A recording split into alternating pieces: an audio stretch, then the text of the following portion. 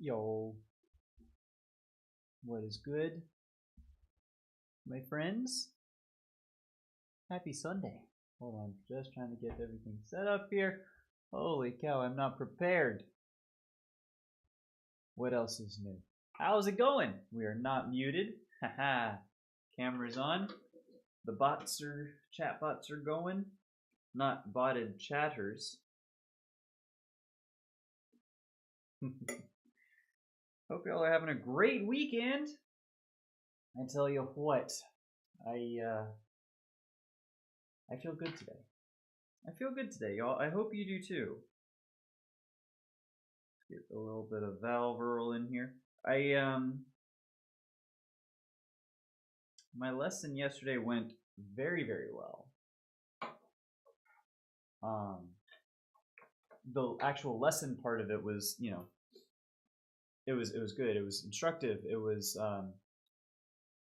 confirmation and validation that I am indeed on the right track with what I'm doing, especially in the low register, which is always a good thing to get that sort of validation. But then also, we spent a lot of time talking about just like, I guess the meta, looking at musical chairs and like audition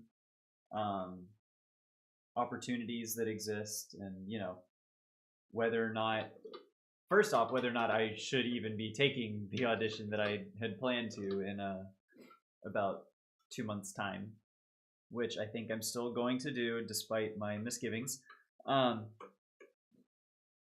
also stuff like there are positions open that are like per service in like Virginia and like Arkansas, and apparently it's not out of the realm of possibility to like commute to like Virginia or Arkansas to play. So that's interesting. It's like a little it was fun to get some discussion on like the economics of how something like that would go. What is up, Elliot? Good to see you, my friend. I set my alarm for midnight last night for a very specific reason. Been up for so long, but it was worth it. What was the reason? You got up at midnight and you have since stayed up since midnight? Holy shit, dude. On a Sunday? Was there like a meteor shower or something? Because I gotta be honest, that's like one of the only things I would set an alarm for that late at night, and then like I wouldn't still be up. That's the thing, yeah. Silk Song, Act 3, dude. That's what your alarm was for? Because you could have done that in the day. Just saying. Oh goodness, but that's a huge accomplishment, dude. Congratulations. Are there 3 acts, or is there like true ending, Pantheons, Path of Pain stuff still to do?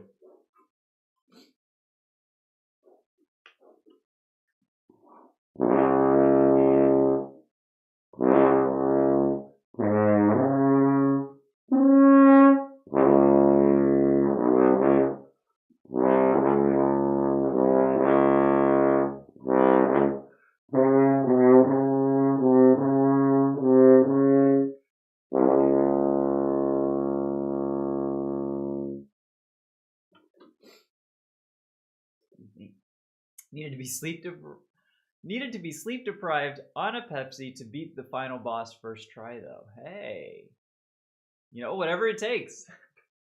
You to thine own self be true. That's freaking awesome. Wondering if there's a 4th, considering I'm only 83% done.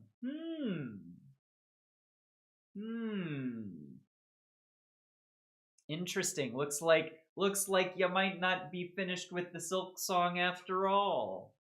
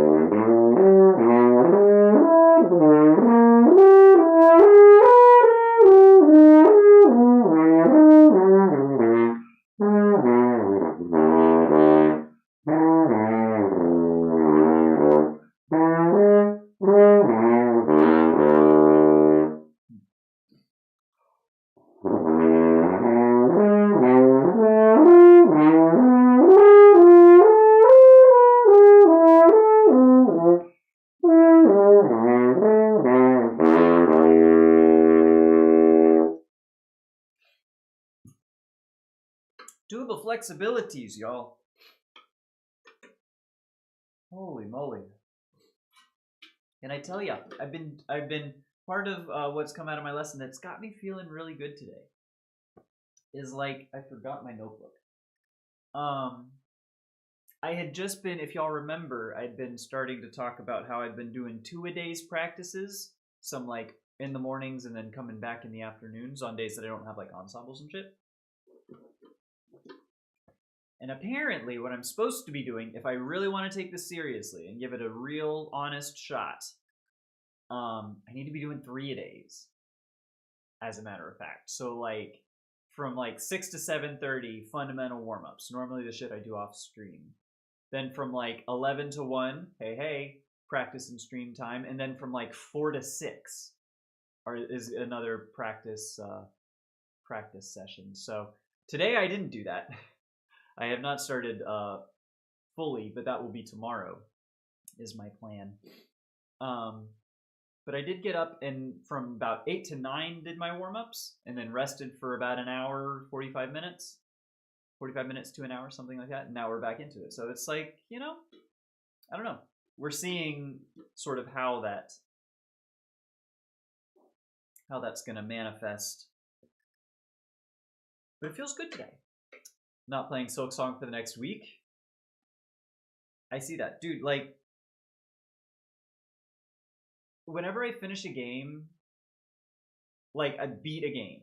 Even if there's more stuff that I want to do, like I'm thinking of Dark Souls, I'm thinking of,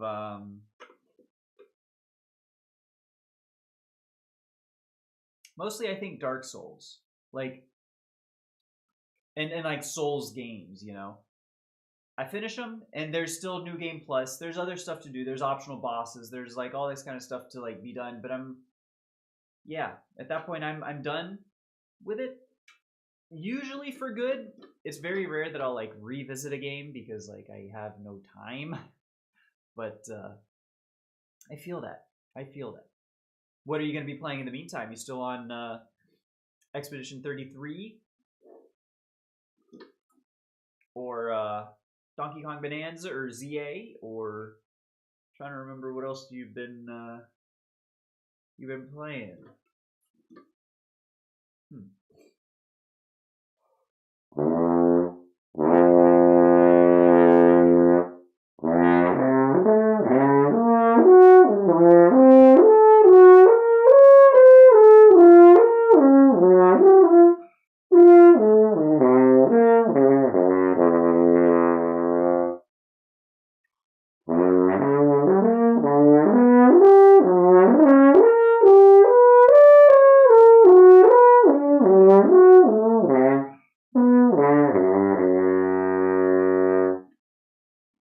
Red Dead Redemption 2. Literally the thing you told me about yesterday. That's right.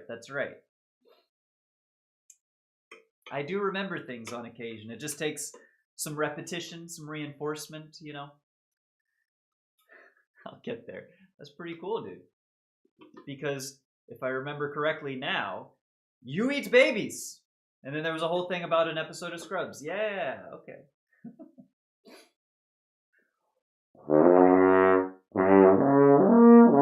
I think I did that series.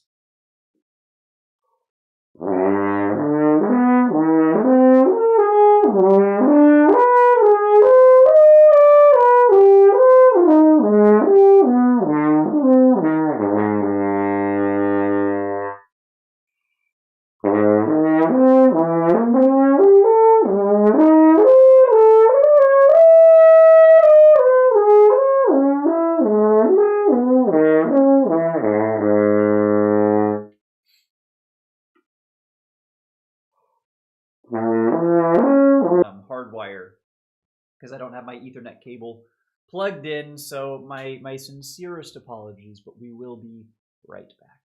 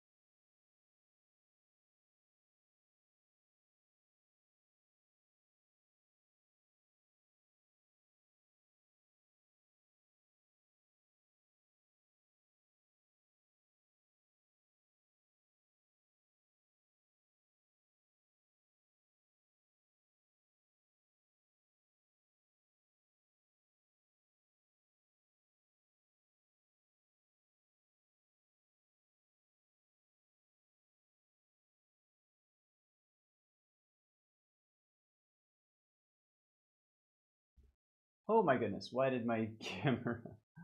Whoops! That was not great. Okay. Get this damn cable out the way. I think we're back. Why are my headphones? Oh, because they're underneath the cable. Why did I do this? How did I even do this? Okay. Let's see. The internet looks good, looks strong. We are hardwired in. Whew, goodness. Apologies. I should have done that a long time ago. Oh, my hair is too long. Okay. So those were the... Did we finish the tubas?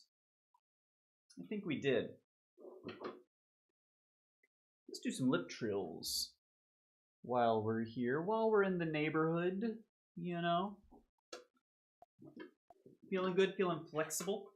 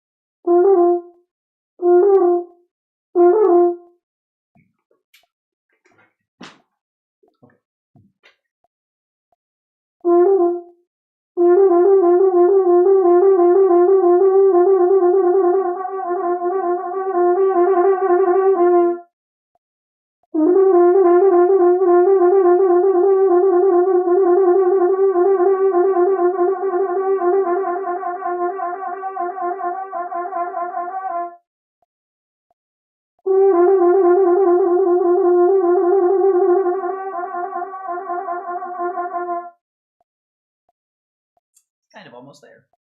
Also, it's getting hot in this house. I love this time of year and I hate this time of year because my house stays at like, it's literally, it's nice. It's 69 degrees right now, which is fucking freezing. So I've got my window open for some natural light and some heat coming in here. And now when I start playing, I get like very fucking cold. Or warm, and it's like so hot and cold is like, dude, Whippy, you got the euphonium! Holy cow, that's huge! Congratulations! Good to see you, friend. Hope you're, I mean, I was about to say hope you're doing well, but that's freaking awesome, dude. Congrats. How's it been going? How's it been treating you? Is it so much fun? Is it everything that you wanted and more? That's so cool.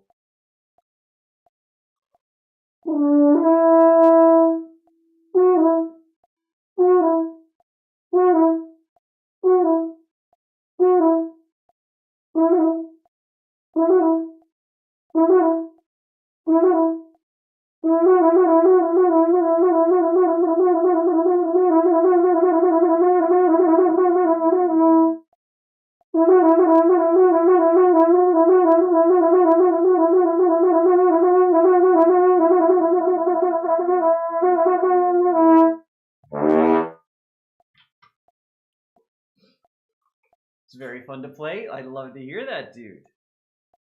I love to hear that. I remember I played around on euphonium and like trombone a little bit when I was in like middle and high school. I didn't steal, but I borrowed some of my friends' instruments and played around on them. I did enjoy them.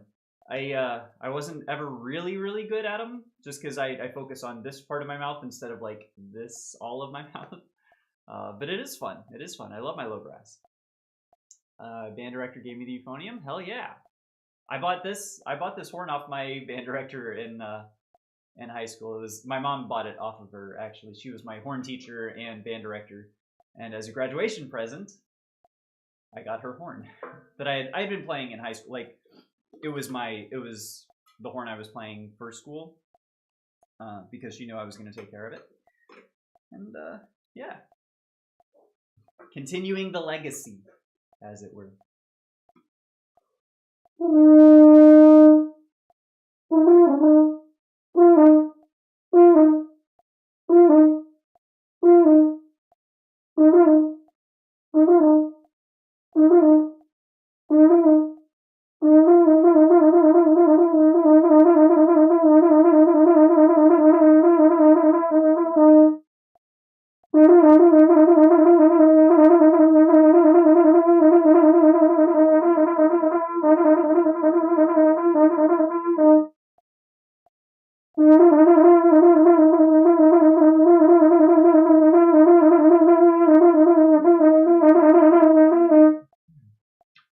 They're not wanting to trill very much today. Got better at playing the high notes. I love that. I love that for you, dude. I love a good, like, low brass is awesome, but I was just actually watching a video today. It's called The Breathing Gym on YouTube. It's by Patrick Sheridan and Sam something, master tuba players, actually. And it's all about, they're super goofy, but like the breathing stuff is like, holy hell. Check it out. First off, I'm gonna be starting them probably today, maybe tomorrow. But like, and they were doing like in the backgrounds there was like some tuba, you know, I don't know, it was like solo pieces and stuff, and they were doing like, I mean, it was just incredible. I love a good low brass that has a full range of high and low and is able to, like, you know, weave them expertly. There's something about it, you know. High notes suck. Wrongo. I was told to listen to good euphonium players to get a good tone. Absolutely. One of my favorite things to do is to listen to Radek Babarak is one that I listen to for horn tone. My favorite of all time is Freudis Revekra. Sarah Willis is one of my heroes. Nice Tryon, Dennis Brain, obviously. You know, there's if you want to really internalize what a good proper tone is and then try and emulate it yourself, absolutely listen to as much as you can. I'm good at saxophone, yes, but the high notes suck. I hate them. Really? Is it that difficult to play high on saxophone? I always, for my ignorant brass player brain, I kind of just assumed that high notes, it's like, yes, you have to be firm and, like, you know, consistent in the air and everything, but I thought it was mostly just like fingers for like going up an octave and stuff, as opposed to, you know, brass where you have to, you know, really manipulate your embouchure, your air stream, the air direction, all that kind of stuff. So pardon my ignorance.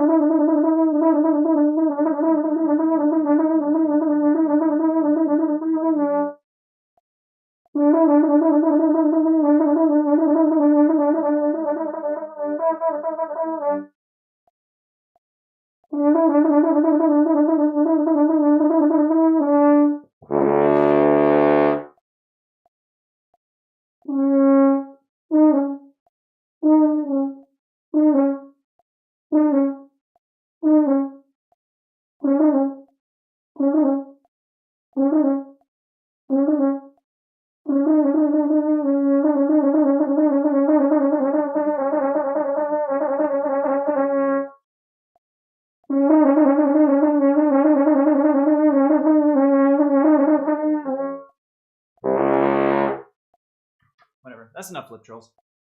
I hate using palm keys. Oh, interesting. So, like, doing around, like, having to... I could see that. That seems a little awkward. Low notes on saxophone is kind of hard to do, so uncomfortable. Low notes are easy as hell. See, that's so funny. Like, literally everyone's, like, musical experience is so unique and so different. Like, the duality of chat here. Low notes are easy as hell. I squeak and I can't play low notes.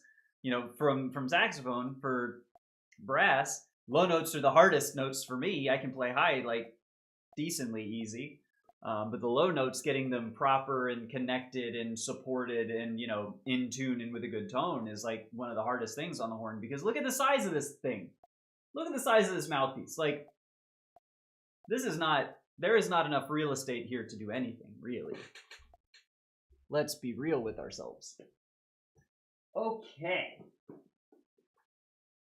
Ooh, you know what we should do? Speaking of high notes, if y'all are familiar with the work of one Percy Granger, apparently he's a real piece of shit. But there's some good repertoire from Mr. Granger. The Children's March. It's a wind band excerpt, which, to be honest, I did not realize existed. But it's a good one. It's a good one. And it goes up blazing high, and we're going to try and work it a little bit. And they expect lower horn players to double the tuba. Yes. Yes, they sure do. They sure do, Emdor. Good to see you. It's not... yeah, it's not fun. And sometimes bassoon and bass clarinet and stuff too, like Mahler 1, Movement 3, the Funeral March.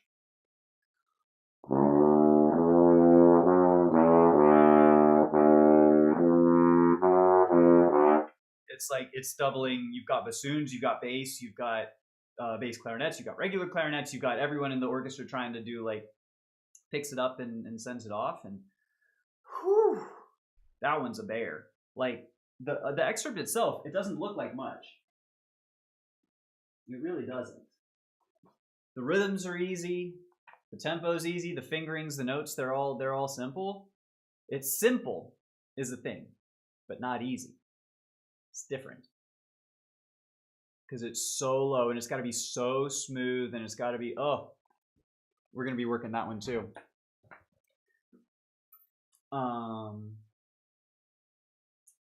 It might be me playing standing almost every time I play, but I think it's unrelated. I don't think there's anything in this life that's a true coincidence. It's probably related. When I played my first note on euphonium, it felt weird. Well, that means I think you did it right. If you're coming from woodwinds. And also, I think brass playing is just inherently weird. Like...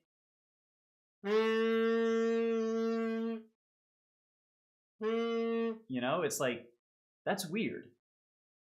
Like, for a woodwind or something, you're like, it's kind of like a whistling, like a sort of analog, but that's not something that happens outside of, like, brass playing. It's weird. By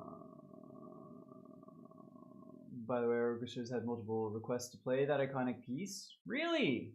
Dude, that'd be fun. That'd be fun. I really need to get back and, like, looking at the projects that are open, because I want to do them. I was talking about the Granger. I've been dealing with something not able to discuss, was resolved now. I'm glad to hear that. Hope everything's going well with you, my friend. I've only seen notes that go that low when I play bass. Yeah, that's the secret, is we're playing literally bass notes, like tuba, string bass, you know, that sort of register.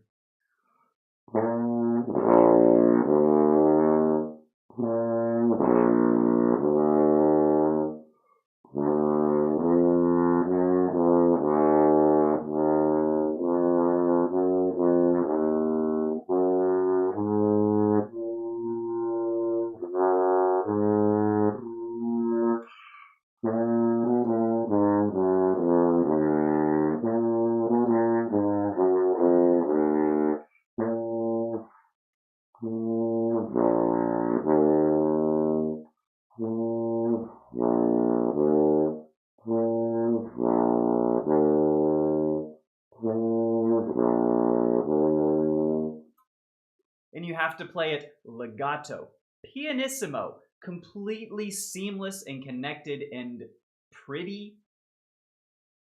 Bro, this shit's hard.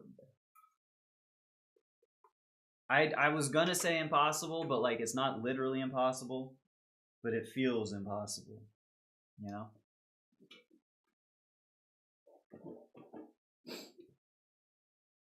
And actually, let me get a click on this, because one thing that I have been bad about on this excerpt in particular has been slowing down. So let's... I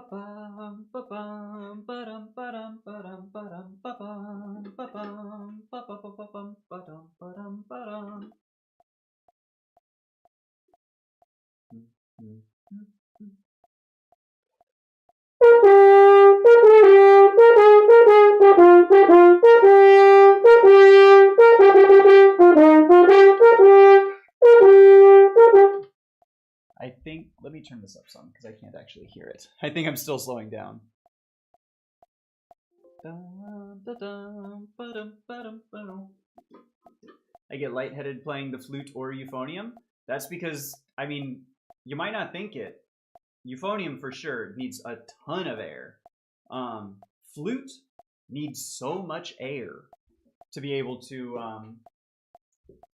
play and get a good sound. Because if you think about it, you're filling up the flute, right, the tube, but 90-something% of your air is going straight out in front of you. It just shaves off, a little bit to get down to the horn, or through the flute.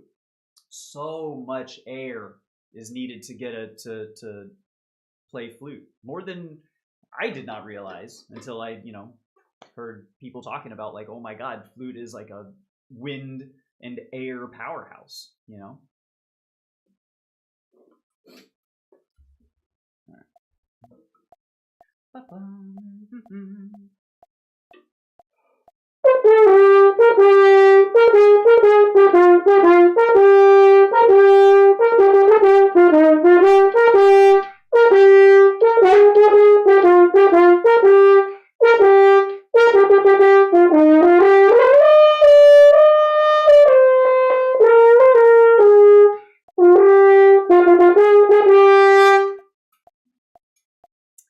Yeah, and so that's one of the problems I'm having most with this particular excerpt, is that it's high, ish, but getting them all in context, like playing the first bit and then soaring up to the high B flat there. I can do each part separately, but doing it all in context, the entire excerpt is, and it's an air thing. Like, I'm not properly supporting, I'm trying to muscle it, and it's not working very well. So that's kind of that was a big part of my lesson yesterday as well.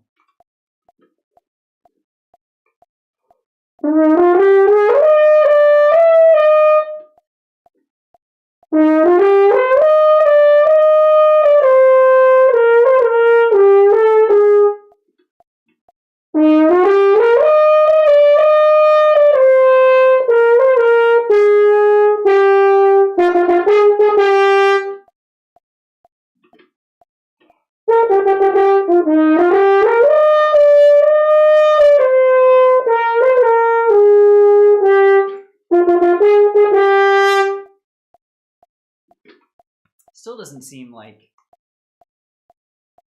I don't know.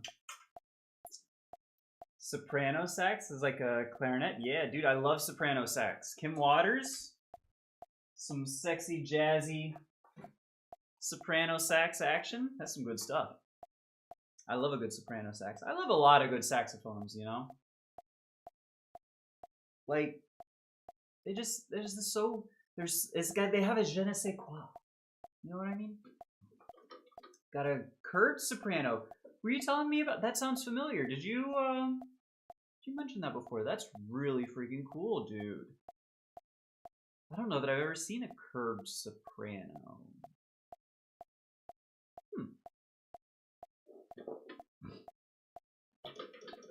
Because it is the one that's like clarinet. Huh. Holy moly. That's a pit stains. Yeah. That's why I'm sweating over here, you guys. This is hard. Alright, let's get this, let's turn this down a little bit. Seems a little, probably loud.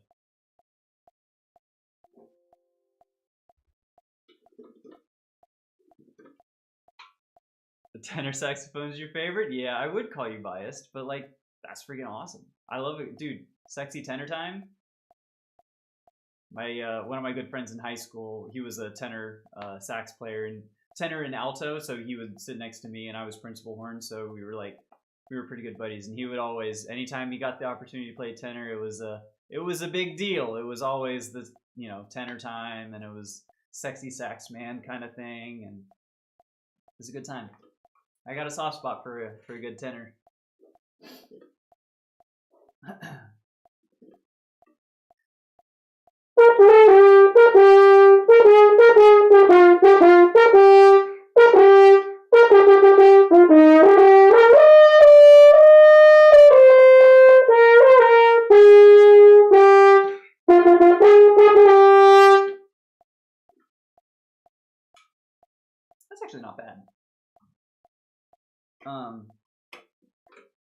It's still not great.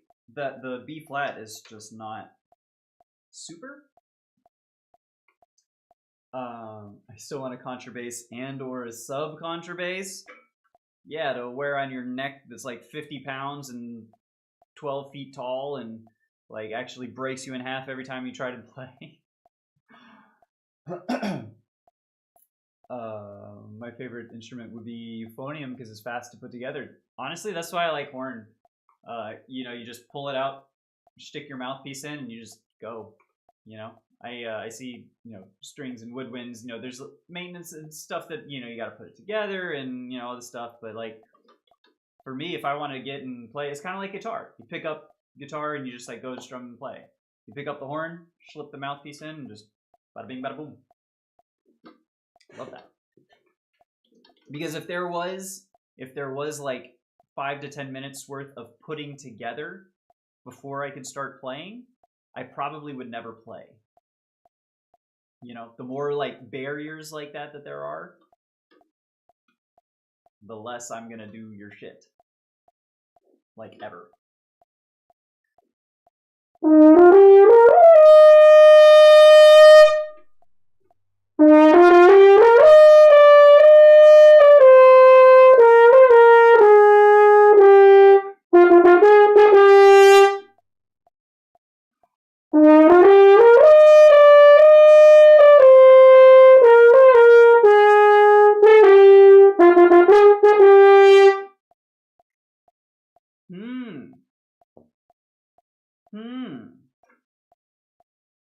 It takes me like a solid 20 seconds to put it together. Okay.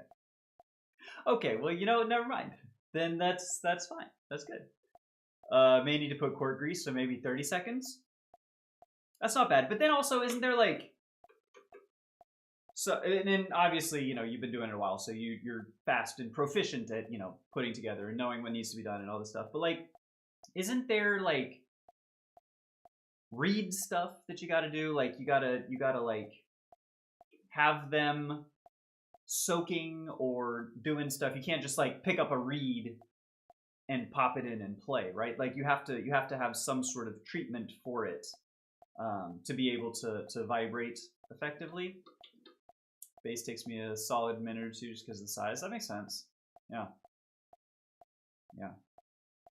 When I press down the spit valve, no spit comes out of my euphonium. So then that's good. Unless, is there still water like trapped in there someplace? Because I know for horn, all these loops, water gets stuck here and here and here and here and here and here, and also sometimes just here. So I've got to do like this to actually get it out. None that time, but you know, so water definitely gets trapped. And I don't know how to get it out. I can't tell you how to get it out with the euphonium. For a horn, I could help, but I don't soak my reeds. Gotcha. Never need to do that. Only with the new ones. Oh, okay, cool. Well then, yeah. So I just don't know what I'm talking about, which is, you know, always a possibility with anything. But yeah. And then and on euphonium, I don't know exactly how it looks, but if there's like, you know, you've got your spit valve. It's on the, for me, it's on the main tuning side here, so it's kind of, so it's not going to get any water that's trapped in like the valves. You might need to take out like first trigger or you know, wherever the water could pool up, and there's probably, it's going to be gross, but it's really satisfying. Like you pull it out and it's like waterfall.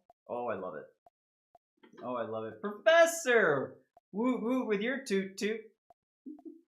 Good to see you, my friend. How are you? We're doing a little, actually, now that y'all talking about water, there's definitely something here. Working on a couple excerpts at the moment. Doing a Granger, a wind band excerpt. I did not know those existed. It's a pretty good one. It's the Children's March from Percy Granger, if you're familiar.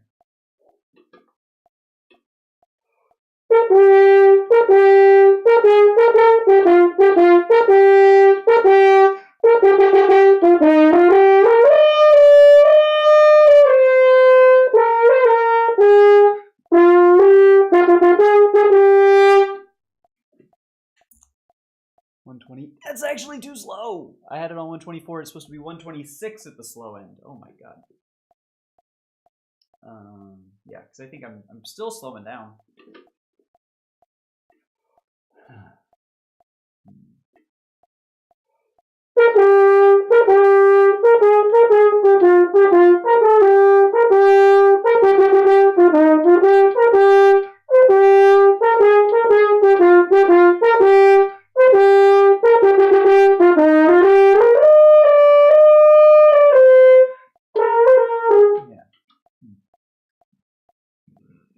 Excuse me, I didn't breathe in the right spots there. The slides on my euphonium aren't moving. Oh dear! Well, that's a whole other thing. That could be a lot of things, and none of them are particularly good. The best of them is if it just needs a little slide grease. Then that's, if it's just like a little bit old and you need a little lubrication on them to be able to get them to move. But if they're really on there and they're like stuck and not moving, I wouldn't try, like, don't try and force them. If you really just can't do them, your chances are you might be screwing something up. And also, I don't know if because you come from woodwinds, if you don't know about in order to pull the slides, you have to press down the button that corresponds with the slide, because otherwise it creates a vacuum and it can cause damage. So like for this one here, you never want to pull it out just like open here. You want to press down this button, and then you can pull it out, because then otherwise the air in here is completely closed off, and it's a vacuum, and it goes and it's a pop, and it's a really, really bad thing. So definitely try and make sure that you've got your buttons pressed down, and see if you might be able to add some lubrication, some slide grease if you've got it, because yeah, that's tricky. My bass sax has a spit valve. No kidding. Honestly, I don't know that I've seen woodwinds that have spit valves. That's really cool. Is that common on like large, like I don't know if you would know, like a bass clarinet, or like a, you know, the big saxophones have them, or like contrabassoons or anything like big like that has spit valves too. Interesting. All right, let's get Granger out of here. I don't know if that one's working for me at the moment, but I do want to do this Maller. 65 to 70. Let's try about 66. It's on the neck, so like pretty high up on the yeah. So I can't clean that out by myself. That's really cool. I had no idea. Is there not even with like a snake or something, like a kind of thing? You can't like stick it down into the thing and just like pull it through? Or is that like a, this is a every like longer time, and then the spit valve is just like like on the regular sort of a thing? I did hear Chuck Norris died. Rip to a legend. I think I've seen literally nothing that he's ever been in as far as a working actor, but I made plenty of Chuck Norris jokes as a child. So yeah, rip to a legend. Although he's kind of a piece of shit human. I guess who isn't nowadays, but anyways, it's neither here nor there. Mahler! Let's do some Mahler.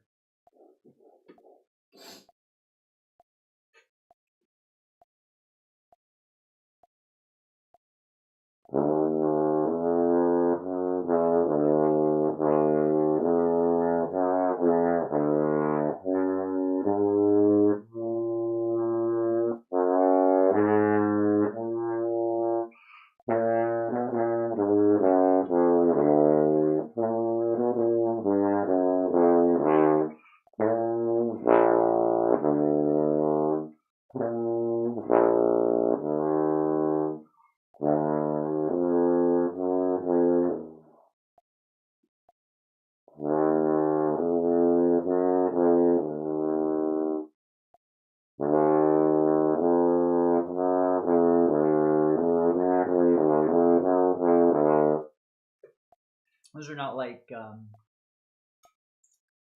very smooth. I need to iron those transitions out. Moved on to Arthur Morgan jokes. Who started the Roman Empire? Arthur Morgan, of course. Arthur Morgan. I am not familiar with that name. Huh, let's see.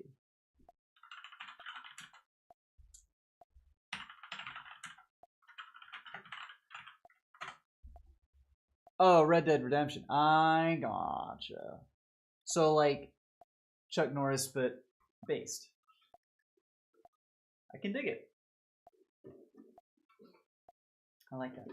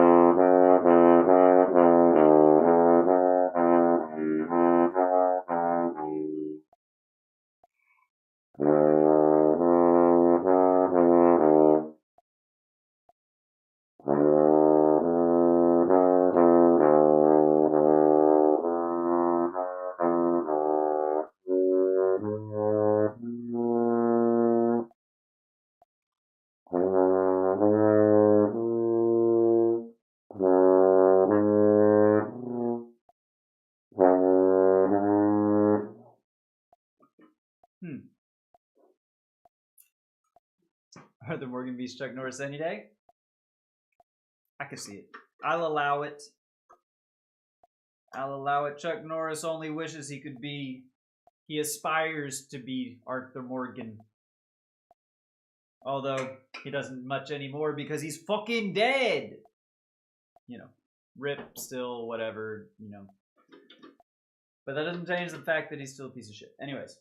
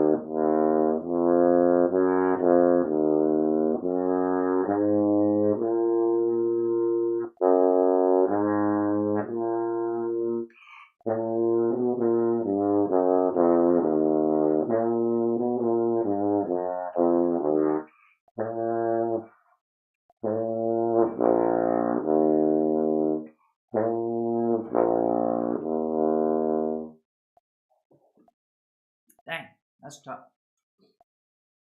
That's tricky.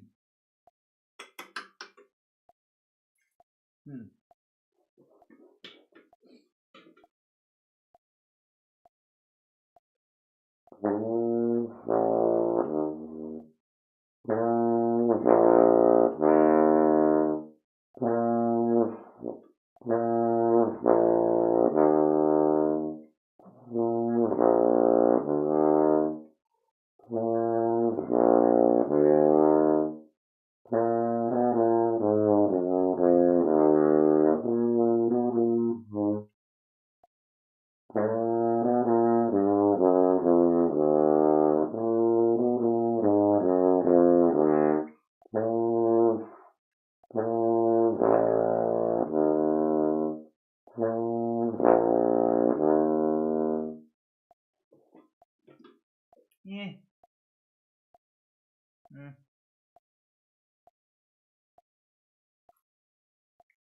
I don't know if that's exactly working the way I would like for it to today. Or at the moment. So let's move on from excerpts just for a second. We'll come back to it. Probably as a, palate cleanser. A bit of a low exercise after doing some high. Let's do some high. Let's do some Strauss. Kind of freaking out about the Strauss, if I'm being honest, because there's only 6 weeks left in the semester. And this is not only my recital piece, which recitals at the school are weird. It's like, it's a group recital, so there's like 7 or 8 people that are going to be doing a piece. And that's like the recital. So I'm doing the first movement for the recital and also for a jury, and then maybe also for an audition in about 2 months. So I really gotta lock in on this one.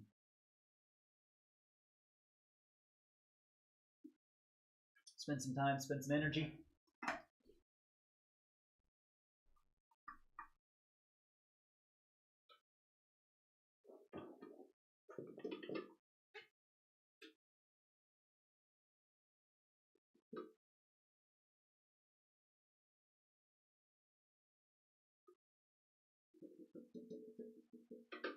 Actually, just while I'm thinking about it, a little bit more valve roll. Just in 3. Doink, doink, doink. And that's all she freaking wrote.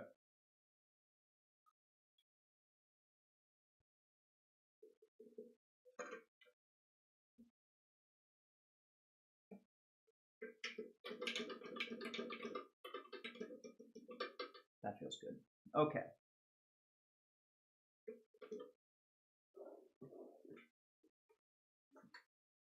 Strauss Concerto No. 1 for horn in E flat major.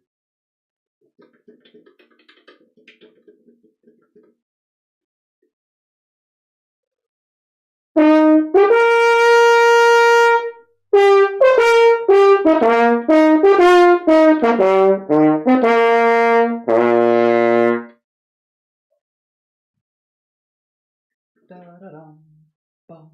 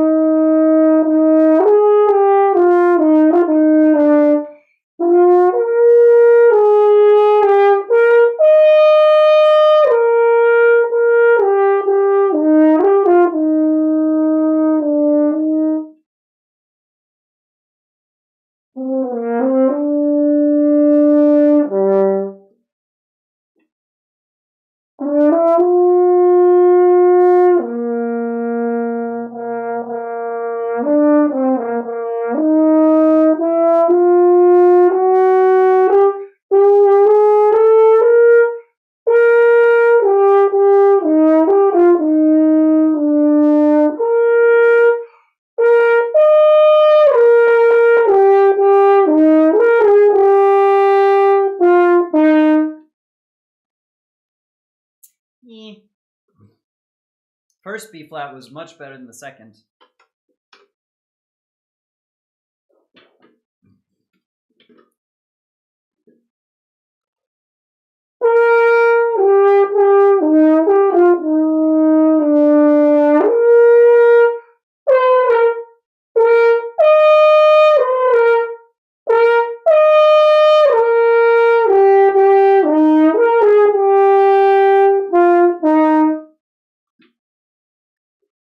That's a little better. Just need to get that one first. You're not allowed to like go back and try it again for an audition or a grade. Why is there still water in my horn? Okay.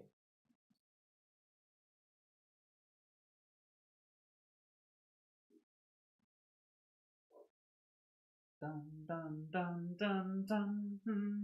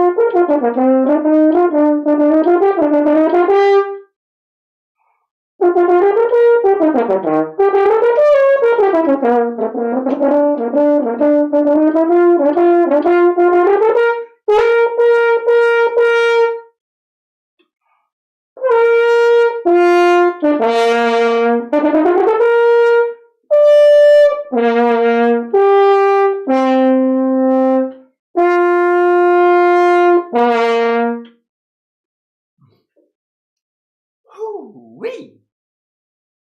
In context, all throughout together, I feel like that might be the most solid single take of that I've played in a while, maybe ever. But like that felt really good.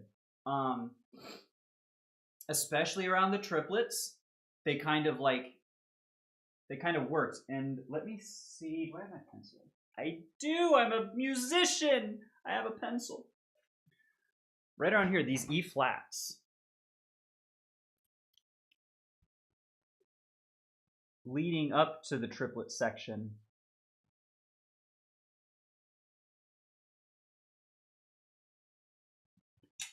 I did them intentionally a little bit bigger than I normally do because it crescendos up to the G.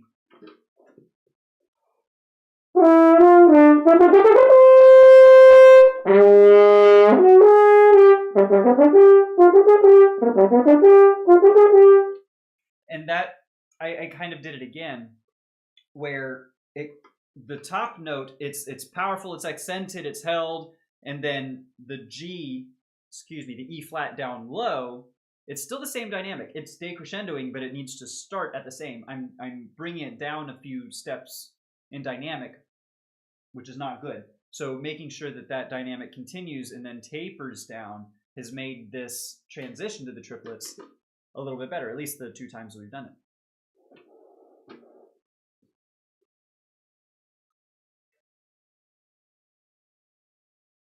Dang, still no water in the bell of the horn.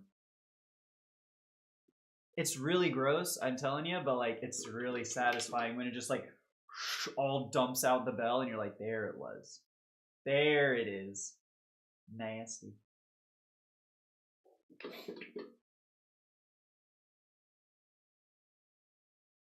Oh,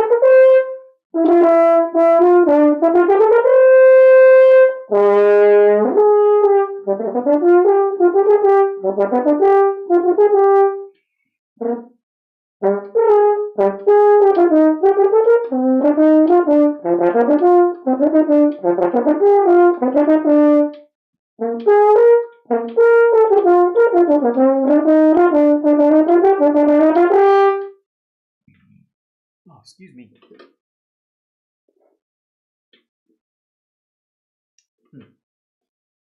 That one wasn't so good. Instead of just playing through, I should be like working on specific things. And I know here's a part that I fuck up almost every single time without fail.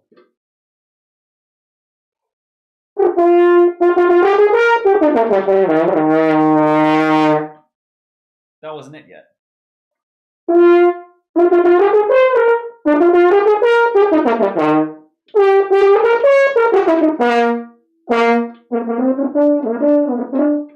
And so it's the difference here. It's supposed to be a piano, and it doesn't say subito, but the way I'm kind of envisioning it being played, and I think I've heard it, although I don't remember off the top of my head, is that's kind of a subito. because it's forte leading up to the da da da da da da da da da dum.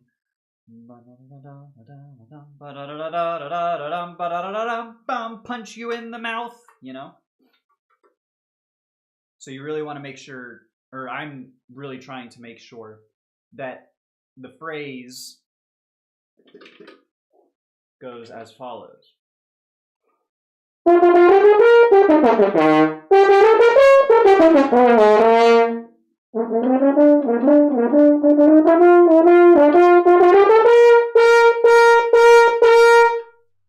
Sort of like that. So it starts like kind of. That's the other thing. It needs to be kind of just forte. Forte at first, down to piano, and then crescendo back up to fortissimo at the very end there.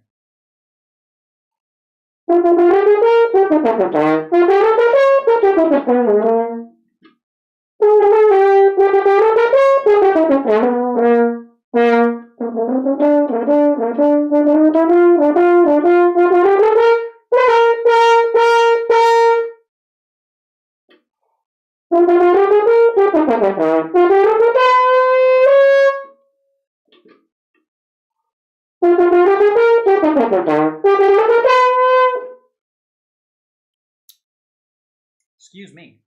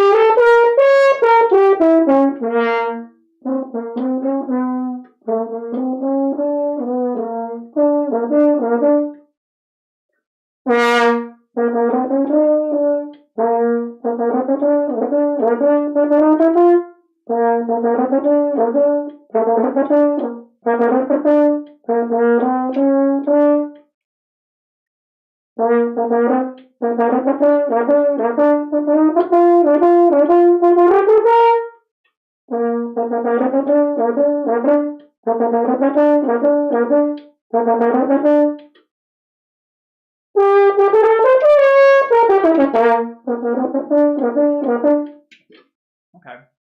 It's sort of getting there. Sort of.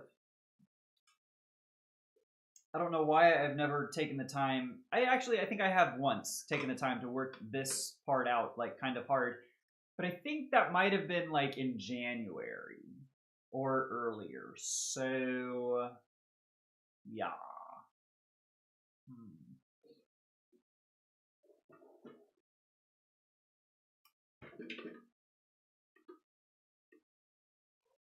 I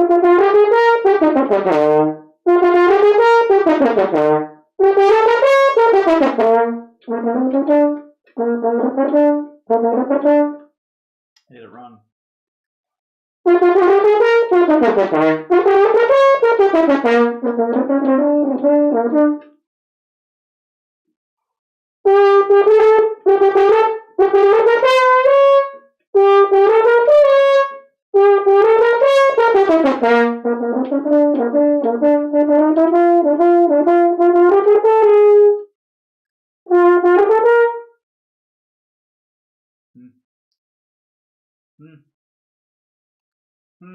Okay. Can I tell y'all, just while I wait for my chops to recover a little bit? So we're only going until about noon for practice today. Oh, goodness. I have been off caffeine for the past, like, week, somewhere in there. I think it's been at some point in this week, I stopped having my morningly cup of tea. And I hate that. So today after practice, I'm going to have an early afternoon cup of tea. I'm unreasonably excited for it, if I can be real with you. Also going to bake a loaf of bread. Going to have some nice sandwiches. My girlfriend and I are going to be... So I have my chickens out back, right? I don't eat 6 eggs a day, but they give me 6 eggs a day, about between 4 to 6 eggs a day.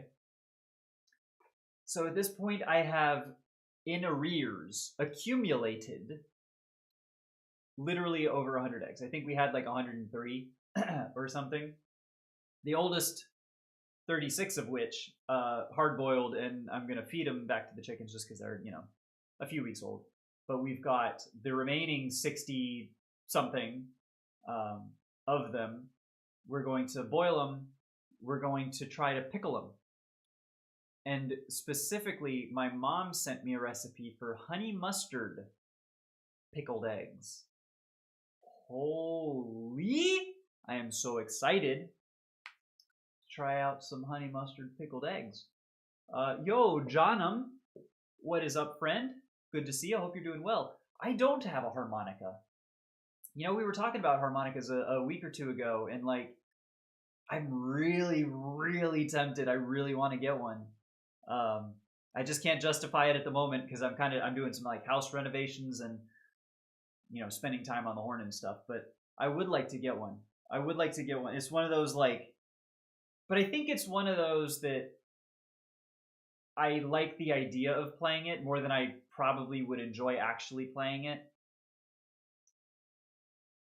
Yeah, I don't know.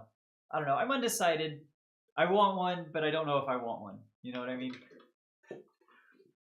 It's kind of like just life, want it, but don't want it. But I kind of want it, but I would love to have it, but I wouldn't ever use it. So I should have it to have it. Yeah. I don't know what we're talking about. We're halfway through practice already. Where has the time gone?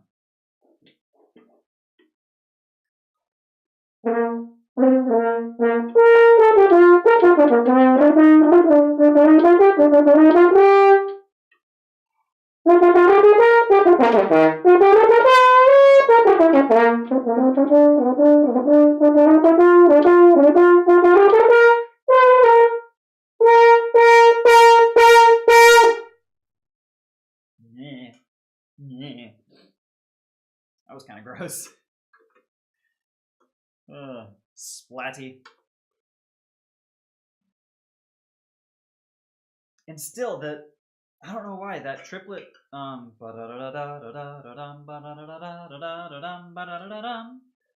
The first. And I know why. I know why it's screwing me up. Is because it goes back and forth normally between the B flat and the F side. So it's supposed to.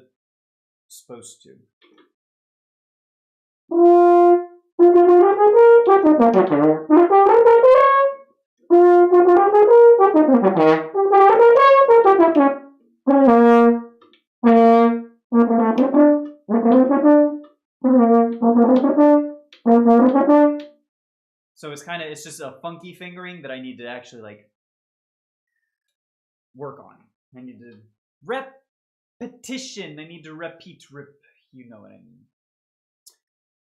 Are you learning it? Am I learning harmonica? I'm not learning harmonica. I'm learning this piece in French horn, but I don't not harmonica. Unfortunately, I don't have one. If I did, I might learn it, but it's kind of I would have to find the time to learn it and practice it, and there's not a whole lot of spare time that I could devote to learning a new instrument. I don't even play the instruments that I have. Nope, this way. If you notice, I have these 3 lovely guitars, an electric, an acoustic, and a bass, and I don't touch them, so such is the life when you're an adult and you're busy and you got shit on the go and doing stuff, but yeah.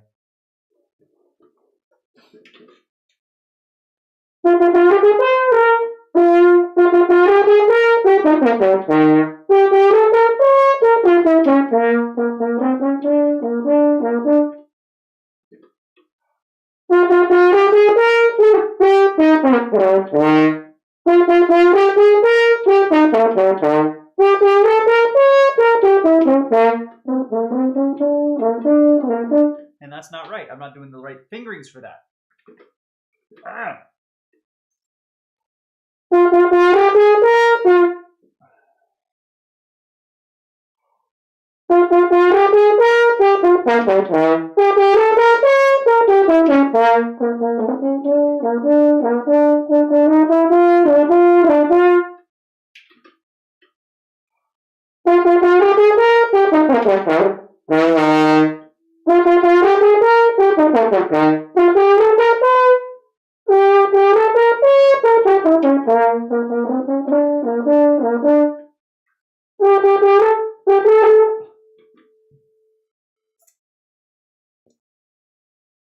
I think it's an air thing, y'all. I really think it's an air thing. Like, my chops are tired, and this is high. Don't get me wrong. This is not an easy piece, part of the piece or register to be playing in for this long. But it shouldn't be this difficult, I feel like.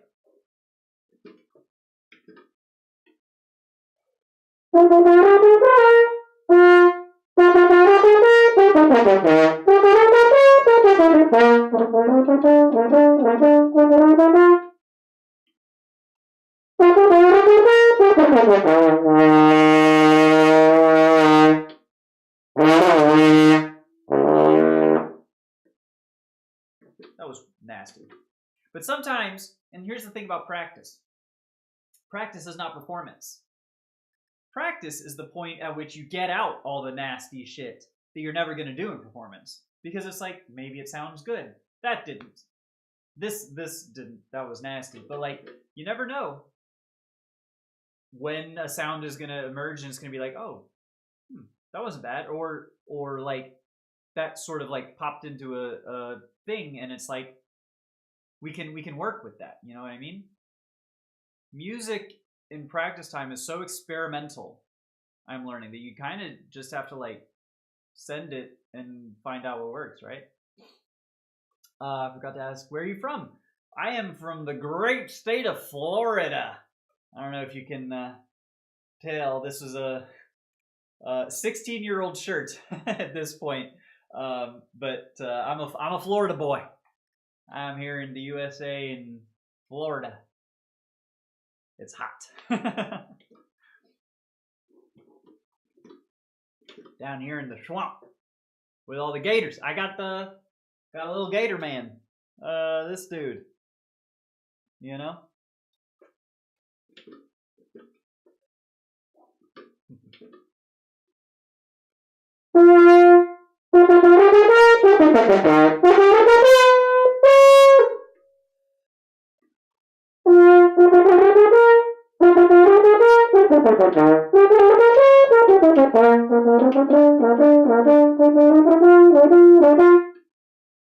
That kind of works.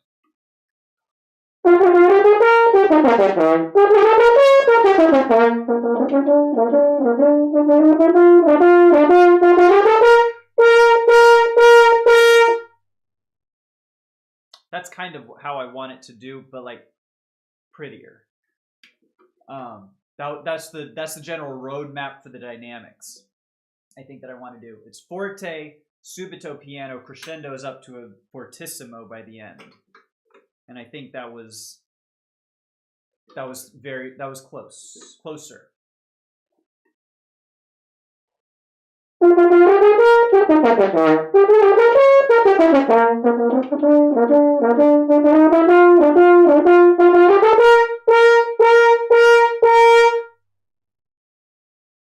Okay. I don't know if I want to move on yet because we're kind of cooking a little bit. I don't know what to do. We'll do it a little bit more. There's still some stuff that we can... there is still plenty of gold to be mined in this piece. Have no fear, chat. We out here digging for gold! I don't know what I'm talking about. I've been watching... So, like, I'm a huge fan of incremental games. These days, those are the games that, like, they capture me. They're kind of brainless. Big number get bigger, and you just got to spend an hour or two, and like you exponentially grow without a whole lot of real effort, right? So many of those are like mining sort of games, or like cutting wood sort of games, or like, you know, stuff like that that's really easy to like increment, or fishing, or feeding a black hole, or, you know, whatever. Um, that's neither here nor there. I've been really into, and then Coal LLC is one that I've been watching a lot of content on. So talking about mining for gold, and just makes me think of Coal LLC. That's all. Who's my favorite singer? Jeez. It's so tough because like I don't know that I have a one single favorite singer. I think it's gonna depend on like genre, right? Like if we're talking an operatic singer, um, you know, a soprano versus an alto versus a tenor versus a bass, like I'm gonna have a different favorite for each. If we're talking about like rock music, pop music, you know, something like that, that's gonna be a whole different thing too. And even with like, you know, if we're talking pop or rock, you know, we're comparing Hayley Williams, who is a phenomenal. I love Hayley Williams. Paramore is oh my goodness. Versus like, I don't know, why am I blanking on like Serge Tankian from System of a Down? You know, great, you know, rock singers. Serge a little bit harder of rock than Paramore is necessarily, but like they're great singers. I enjoy them both immensely. I don't know that I could, you know, it's kind of apples to oranges, I feel like. But if you point me towards a genre, I might be able to narrow it down a little bit more, like favorite pop singer, favorite rock singer, favorite rapper, favorite R&B soul singer. I honestly don't know if I even know that many. Like I know the people I listen to, but I feel like the people I listen to are a little obscure. Rare Candy, City Mouth, Goalkeeper's really good. A Step Ahead, Rare Candy, obviously. Rare Candy. All Time Low, I really love All Time Low. Patent Pending, True Slow, Reigns. Shepherd. Ooh, I really like Shepherd. And Chaz Cardigan, State Champs. The Main. Ooh, The Main.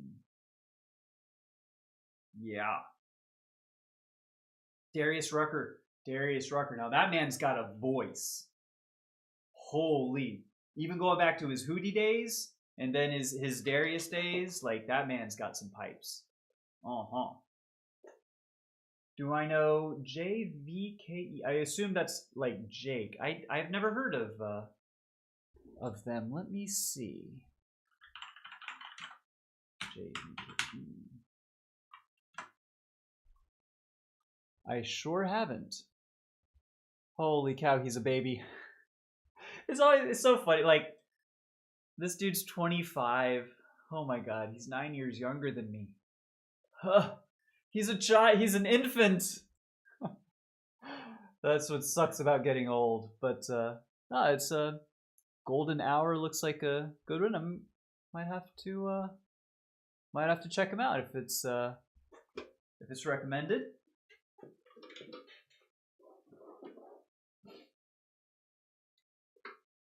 But that's the other thing is I don't tend to listen to a lot of like top 40 or like new popular stuff. Like I honestly don't know who are popular these days. I know there's Bad Bunny and Taylor Swift. I have heard some Taylor Swift songs, nothing recent, and Bad Bunny I literally think I've heard zero of. Not for any reason other than just he doesn't come across my Spotify. Lil Nas X was a thing. Maybe still is a thing. I literally have no idea. Yeah, and Jake, Jake I think is someone too. He's making music. So those are about maybe the only pop musicians that I kind of like know at the moment, or like popular, not pop. Although I guess that's literally what pop is short for, is popular. So you know, whatever. Now I'm just talking.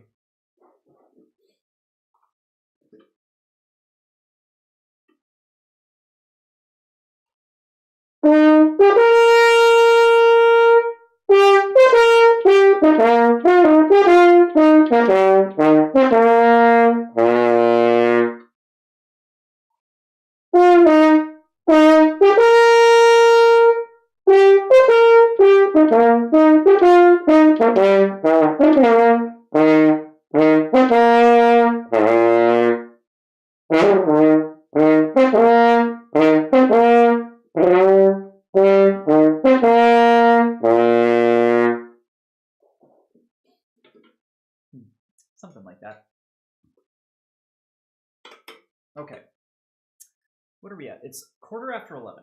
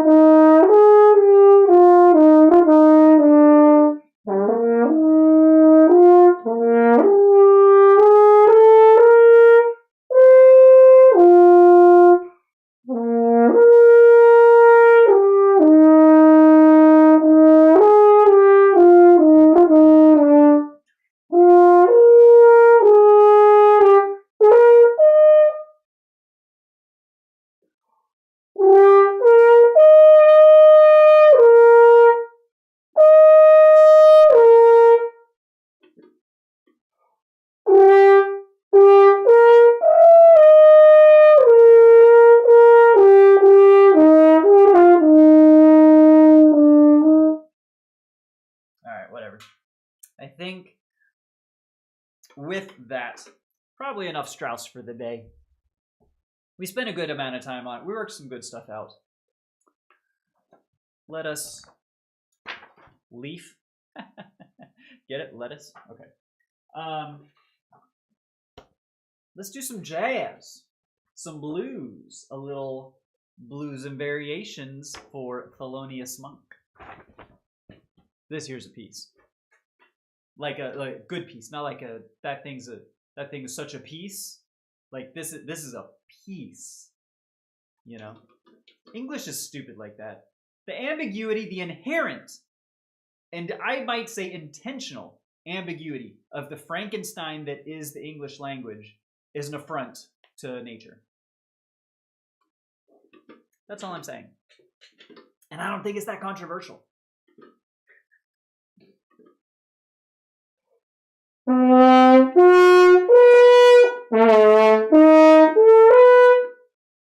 can't even play freaking notes.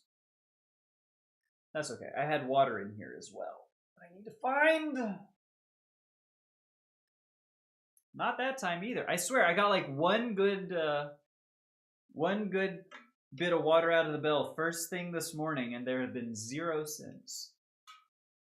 It's really kind of disappointing.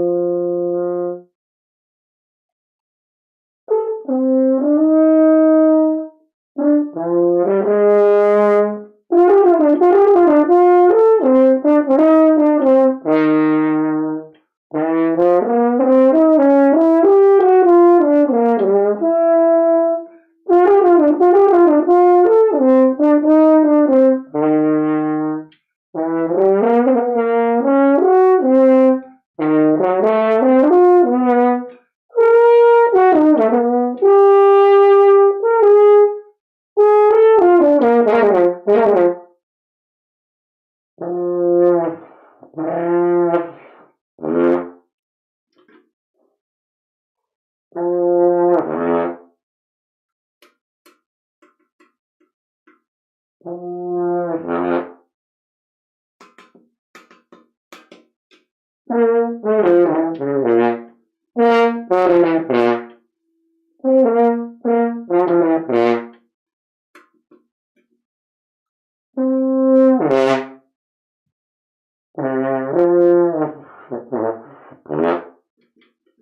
is such a difficult slur.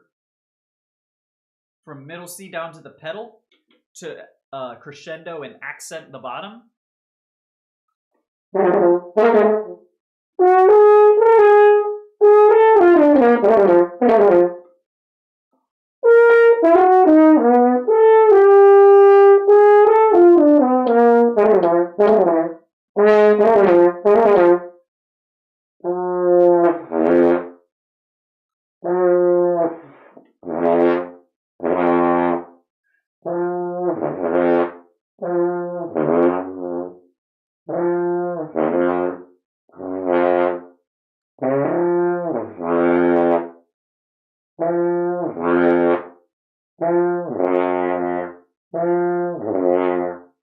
I'm going back to dropping my jaw for the C, which I don't need to do.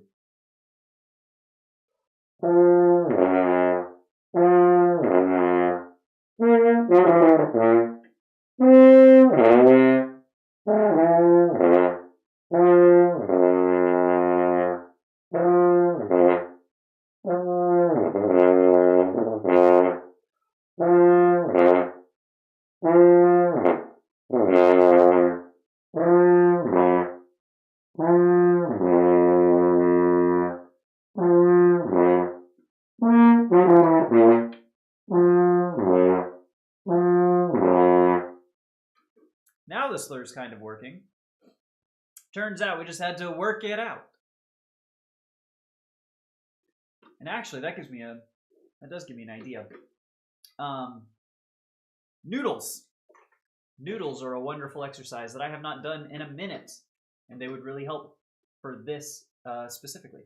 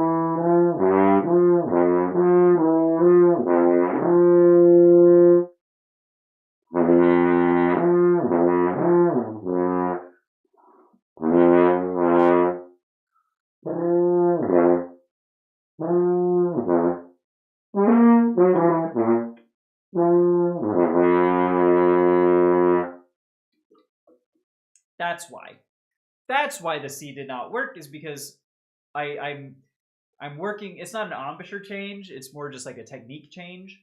When I used to be playing the pedal C and lower, I would drop my jaw and like make the aperture way too big. So what I'm trying to do is get out of that habit and just play, as opposed to doing it like that's way too open and unfocused, and it's a airy, not a good sound. The tone is bad, probably out of tune, not supported. Versus making sure utilizing my corners, not dropping my jaw, and just shoving upper lip into the mouthpiece.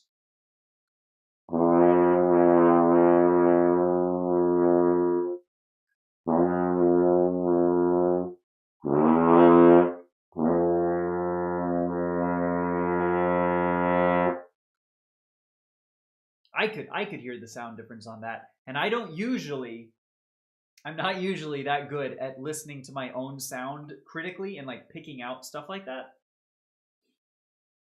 But that time I noticed, and that was cool.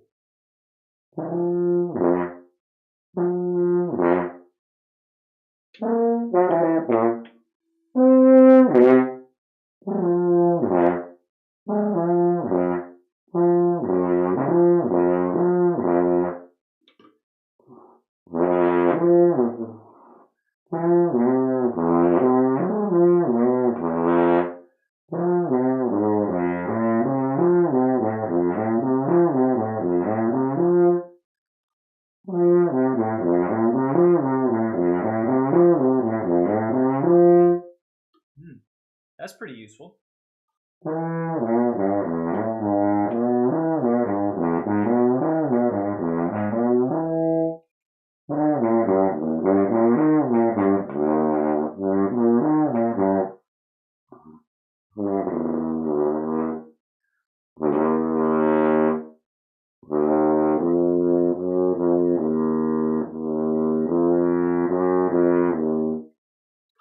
And that was very smooth and connected. There was no break or bump. Usually I get them in both intervals, between the low B flat to the C, and then from the C to the D flat. The C to the D flat because I'm going between the F side and the B flat side.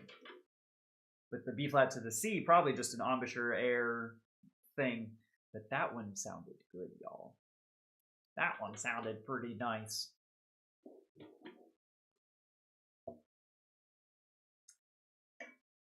Let's see. What else do we need to work on today?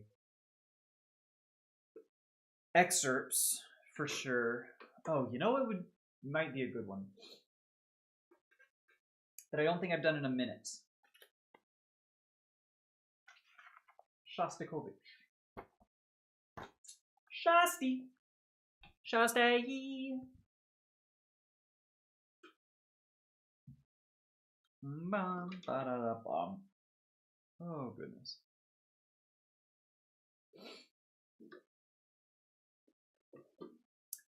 Probably should have a click for this one. It's like 48. No, it's double.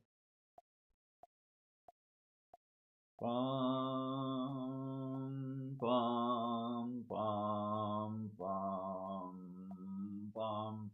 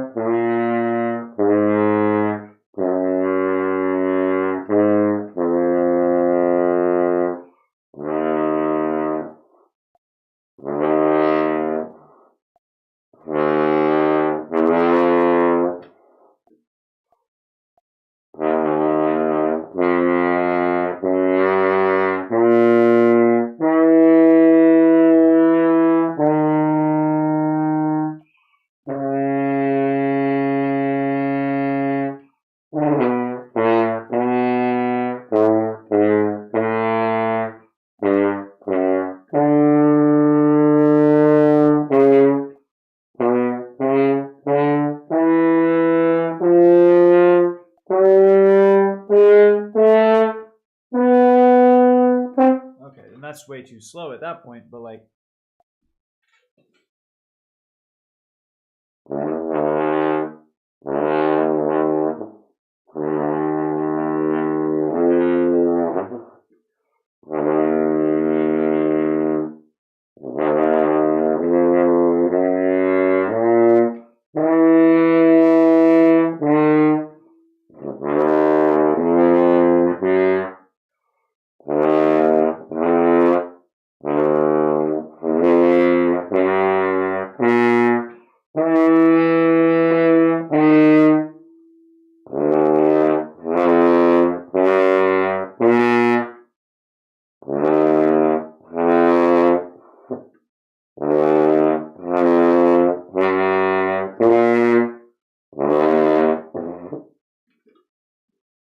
oh, I got a little like spot on the inside of my lip. It's not like a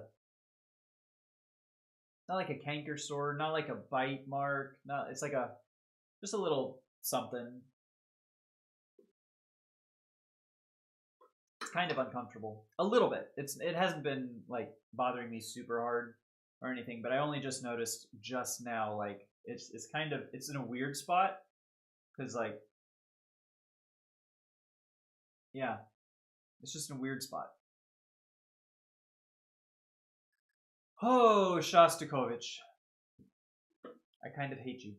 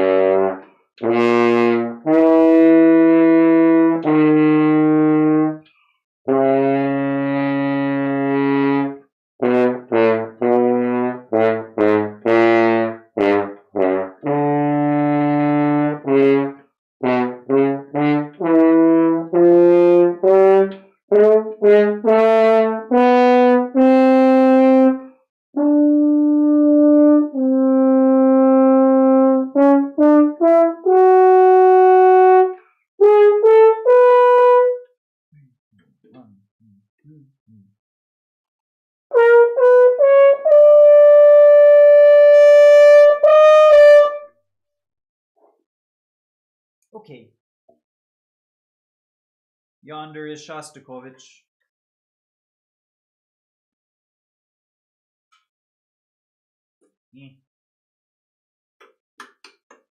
It's not the best, but to be fair, I don't think I've practiced this one in like...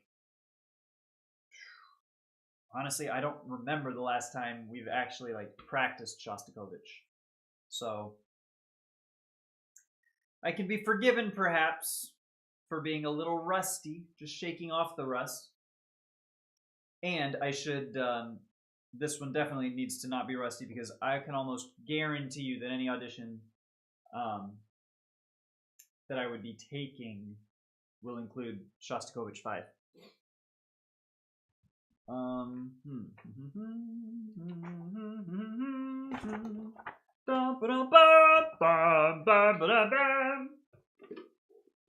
That's not anything. I mean, it is, but it's not.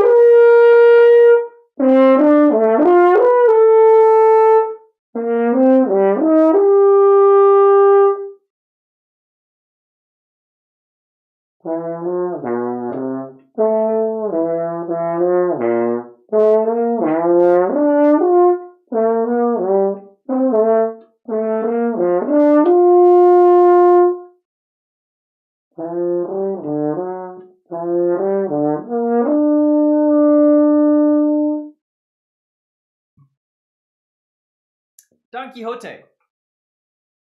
Variation 7 for the second horn. It's sort of not super.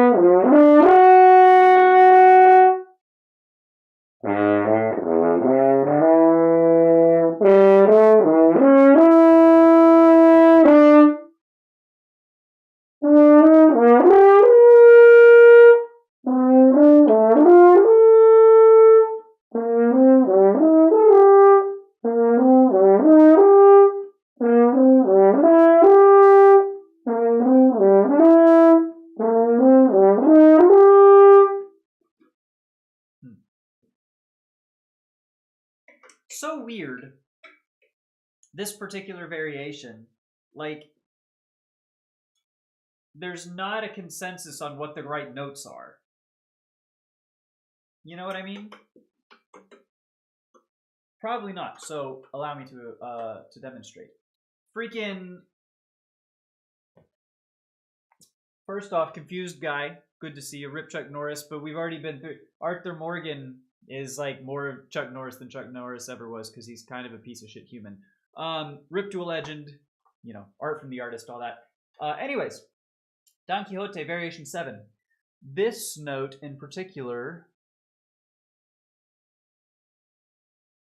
is sometimes a B natural. I think it's written as a B flat in like the originals, but there's disagreement on whether it's a natural or a flat. So it kind of works, I guess, either way, just depending on the whims of the conductor. I don't know.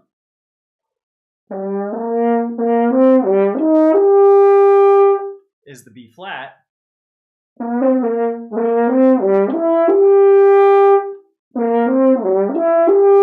Is the B natural.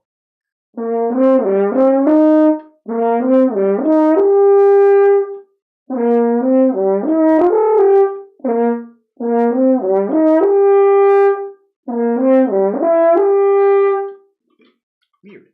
Because it's like, it's either major, literally either major or minor, depending on how you play it.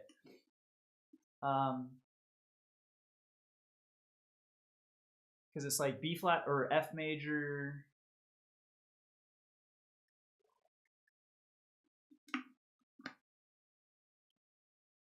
I don't know what the orchestration is doing.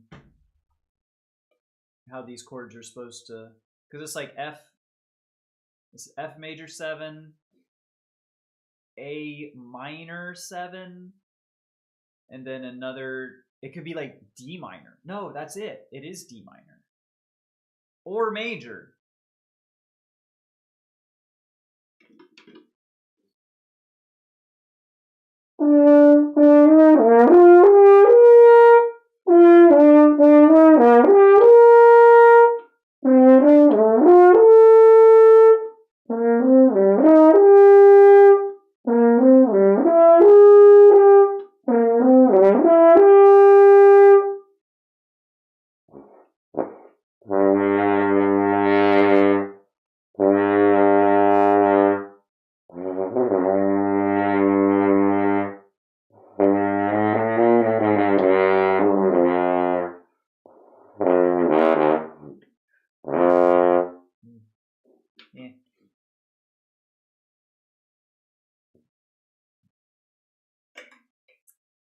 I would like to have this excerpt ready for my lesson. My lesson this week? Dude, I just had a lesson yesterday, Saturday. My next one is on Wednesday. Literally, like, it could have been tomorrow. Just because it's a weird time in school for... Our spring break was last week. My horn teacher's... she's got a gig in the school system, so her spring break is this week. So it's kind of, we're just playing musical spring breaks, you know, trying to coordinate, just make sure we can get all of our book learning in, horn learning. But I would like to have this at least worked out a little bit for Wednesday so that I can get feedback on it. I would like to do that.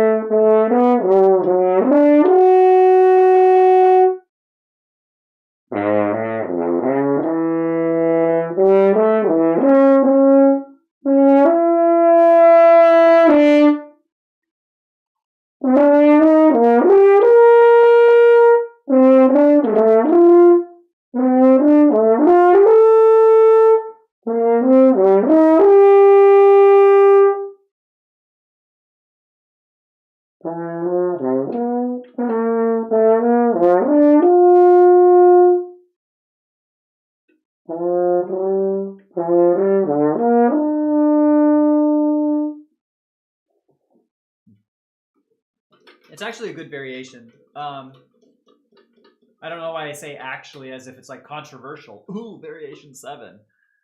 But no, it's like it's good. I have not prepared it very much. Definitely not as much as variation 8, which personally I like more. But variation 7's got some sauce, you know. It has some je ne sais quoi. What the French call a certain I don't know what, you know. What's the time? 11:45. We got 15 minutes, chat. Last 15 minutes of practice, because I do got to get out of here pretty right at 12, if I can. Oh. So,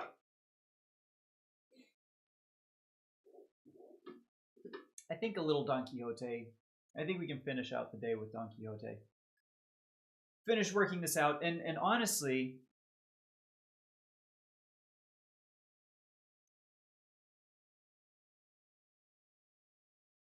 I would like. There's just no tempo markings. There's no like set your metronome to blank.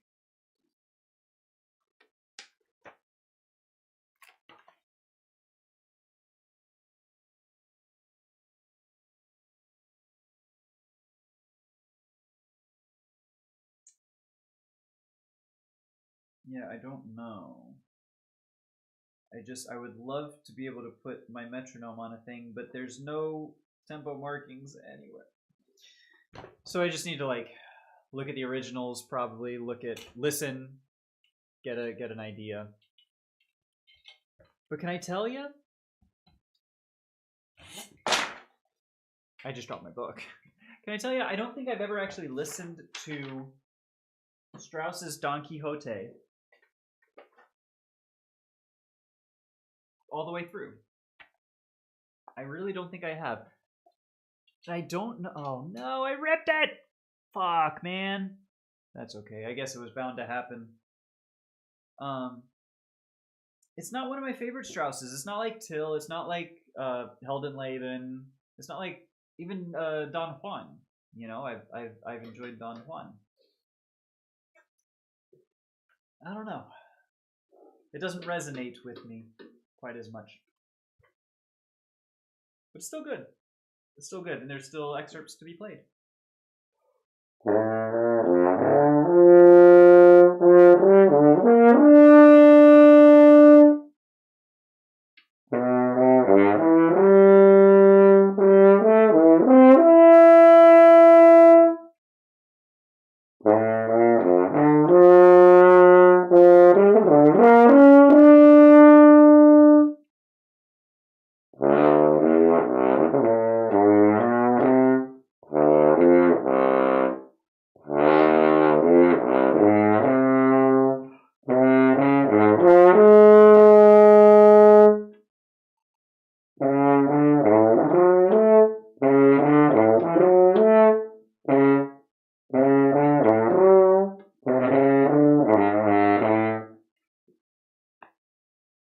I'm tired, y'all.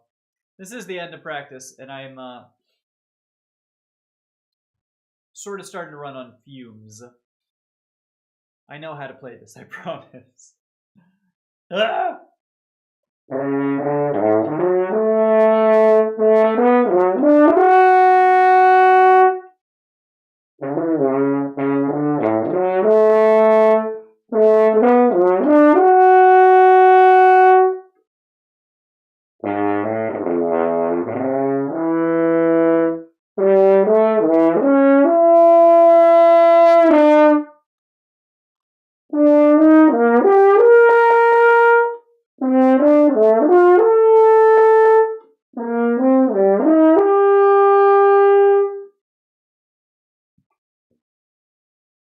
And then the others, but honestly, that's not too bad. I feel like once I can get the lock in the tempo and the rhythms, because I think right now it's inconsistent. In fact, I would venture to say I know right now it's inconsistent. Maddeningly inconsistent, one might say. But, yeah, I don't, the hardest one, I think, there's two, actually.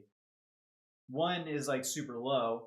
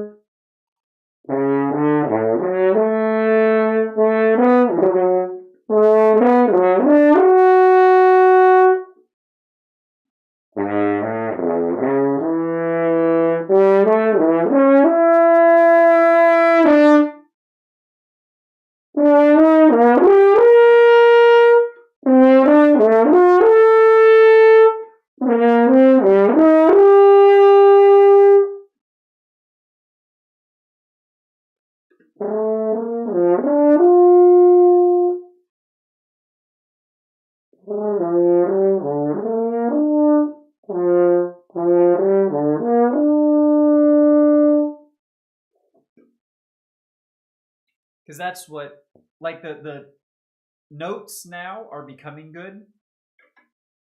They're becoming there. I need to make sure that my duples and triples are distinct, and that, you know, the counting, the rhythm, and all is correct. That the style is correct, because it's the first note is a pickup to the first triplet section, so it's and triplet da and triplet da. So it's, you gotta, the or the emphasis, right? Not accent. It needs to be da da da da da on the downbeats. Da da da da da da da da da da. And you know, I can't sing the pitches, but so those are the ones. Once the notes are done, which right now they're kind of mostly there. Now it's about cleaning up and perfecting, which will be next time, because right now we have 9 minutes of 9 minutes left to practice. So I think I want to move on to variation 8, honestly, because I like the difference between variations 7 and 8. 7 is more like acrobatic and like doing arpeggios and going. Variation 8, it's low and it's legato, but it's like, it's just a completely different feel. Pianissimo, connected, very smooth. Because that's the other thing. That's probably why Don Quixote doesn't resonate with me as much, is because I don't know the story as well for each variation. So variation 7, what we just did, is apparently our heroes on the back of a magical flying steed, right? And the people, like villagers or whatever, are like fanning them with bellows to like make it seem like they're actually flying or something, I guess is how that's supposed to go. And then variation 8 is our heroes in a boat. They're in a boat, sort of just like bobbing up and down on the waves.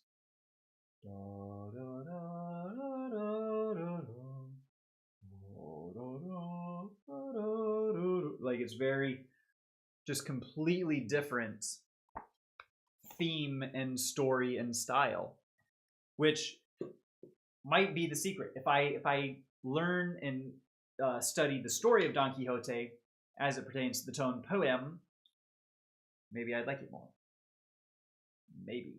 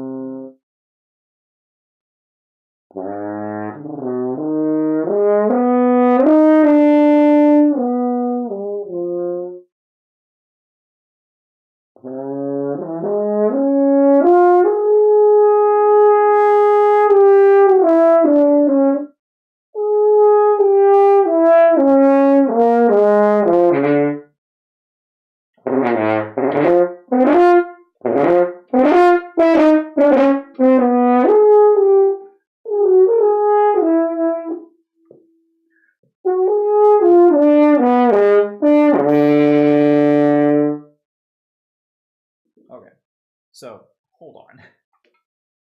That was about as messy of a boat ride as I've ever played. Bobbing up and down on the waves, right?